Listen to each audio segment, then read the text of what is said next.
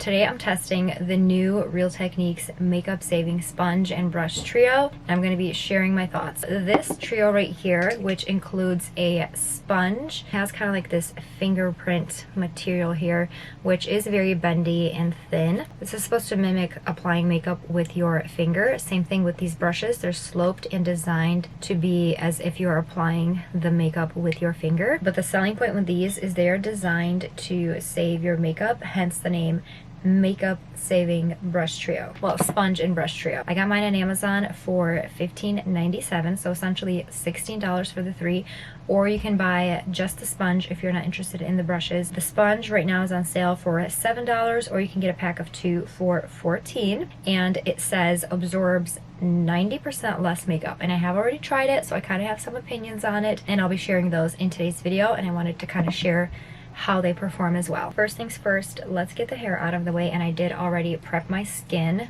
the usual way. You want to make sure you're starting off with a really good base. I have very dry skin, so I have to make sure I really take care of that. And in today's video, I'm going to be using the Lancome Teint Idole Ultra Care and Glow formulas.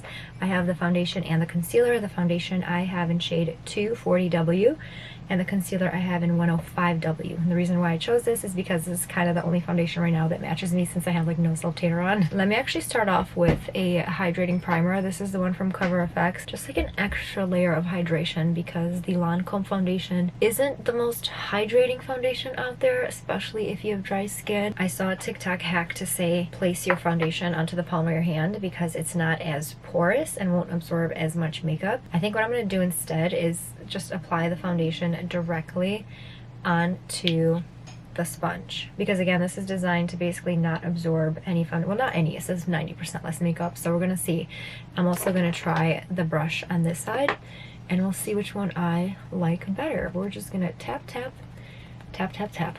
So far I just did like one little squeeze of a pump, and it's a lot, so this tells me that it really does not absorb much foundation or product. So far it's definitely living up to its name, but I think the main thing that people want to know is, does it make the makeup blend out beautifully, or is it weird and funky? And I'm here to say that from my experience with it, I actually like this material.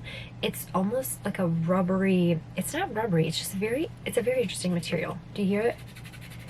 It's like smooth, but it clings to your skin. It just, you know, I don't know, it's very, very interesting. I don't know how else to explain it. I mean, for $7, I would say it's worth a try. It truly doesn't absorb much of your product, but it also does a good job of blending it out in my experience. I sat down to edit the video, and then I had an even better idea. I thought, what if I used my regular Real Techniques sponge on half of the face, and then this Real Techniques sponge, the makeup saving one, on this half of the face with equal amounts of foundation, to see, does it truly absorb less makeup? Because that's the whole point of this. Like, the finish and everything, yes, it's amazing. Let's test it out. Same exact foundation. We're just going to be using this ombre sponge, which, yes, it's a little bit dirty. I have to wash it, but it is what it is. And I'm going to do equal parts. So I'm going to do one pump. Actually, let me put it directly on the back of the sponge.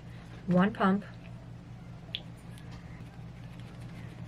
We're going to see how far one pump takes us with each sponge. I think that would be a much better comparison, in my opinion.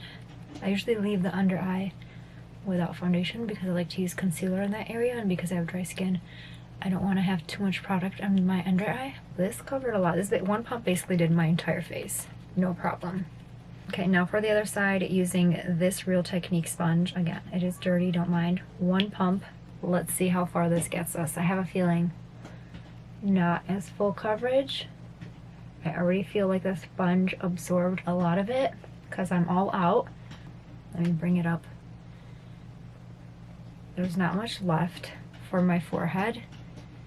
By the time I got to the forehead, a lot of it was already absorbed right here and in the sponge. If you want to sheer your foundation out, then yes, something like this would be better because it's not going to pack a punch. It will definitely help sheer it out. But if you want your foundation to go a long way and you actually want it to give you full coverage or medium full coverage, then I would say this sponge is your better bet. I let the foundation sink in a little bit. It's not as easy to pick up on camera, but maybe you guys can see it. I would say it made the foundation more medium to full coverage. versus this side, it sheared it out. Like, I think at the end of the day, it kind of depends on what finish it is you're looking for. This is nice if you want more of a sheer, light, natural finish. A nice wet sponge will give you that. But if you're trying to save your makeup foundation and you love that medium to full coverage, I feel like this is amazing. I might change my mind in the future, but so far, I do feel like I really, really like this sponge. Let me actually add a little bit more right here to the top. Let me show you how it kind of works. It really does a good job at making sure the product stays on your skin and not in the sponge. Now I'm going to use this brush right here on this side, and ideally it's best to prime your brush. So I'm going to place a pump of that foundation in my palm because they say it's less porous. It still has pores, obviously. Your skin doesn't not have pores, but priming your brush, I learned this from a makeup artist on TikTok. It's a really great technique to try out. So I'm just going to paint this on. And I will say from first impressions, this is a very interesting shape for a brush. It's also a little bit too small for my liking when it comes to foundation. I can see myself using this for concealer, but for foundation specifically, I have come to the conclusion that I do think it's a little bit too small. It's still doable, and you know, it will work well, but it takes a little bit more effort because it's a little bit smaller. I just prefer something like a typical kabuki brush, but because it's so dense and it has this little slant right here, I do think that it is nice for blending out foundation. It doesn't really leave any brush strokes, not that I see. It does a really good job. It doesn't absorb too much product either. So overall, I think this is a really cool brush. It works well. I'm just kind of, again, creature of habit. I'm used to a kabuki brush. That's basically all I can say.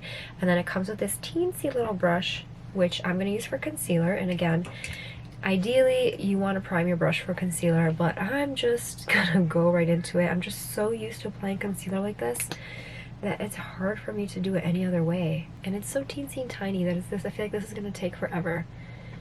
This would be nice for spot concealing. I think this brush would actually be amazing for spot concealing. It's soft and I don't feel like it's attacking my skin. Let me actually finish off with this. I feel like I can't. It's going to take forever. Like, the bristles are soft, but they're dense enough where they're going to do the job that they're supposed to. So I would say probably like an 8 out of 10 for these. Maybe 7.5. So there's a finish with the brush. Again, it is really nice. It does the job. Essentially boils down to preference. And then for this side, I'm going to use the sponge side. And this, you guys, I love the little point. It's just enough to get into the inner corner. It really does not absorb as much as my usual sponge, and I feel like I'm actually using my finger. It's just a really, again, really cool concept. It's worth a try. If you hate it, you wasted $7 or return it. But I really think that they did something really cool with this, and it's worth trying out. So that is kind of my overall opinion on this whole entire set. Let me go ahead and finish the rest of my makeup before I go ahead and close out this video. Some final thoughts that I wanted to share in regards to this. These are designed for, at least the sponge, for cream liquid products. You can potentially use this for some powder, kind of like tap off the excess and very gently set the under eye. I think this is the perfect shape for that. It will just kind of deposit a lot of powder, so you have to be careful, but I can see that being amazing for that. Overall, for the price, I think these are amazing. They live up to what they are supposed to do. They're streak free. They don't really leave any streaks when you're applying your foundation. Gives you a very beautiful finish. They're just kind of small for foundation, I will say, this one, so it's a little bit to get used to. And the sponge, for sure try this. I think this is such a unique product. This right here is very, very cool. It just takes a little bit to get used to. Honestly, not really. You just go in, blend, call it a day. You can also use this with skin tints, moisturizers, BB and CC creams, because those are already so much lighter. I feel like this will be amazing for that. Most people use their fingers, but this would be really cool, especially concealer. For me, concealer and foundation for this, I think, is amazing. So it's worth a try. If you do, definitely let me know what you think down below. I think other people would love to hear that as well, but I hope you guys enjoyed my review. I'll leave the links to shop them down below. Thank you so much for hanging out, and I hope to see you guys in future videos. Bye!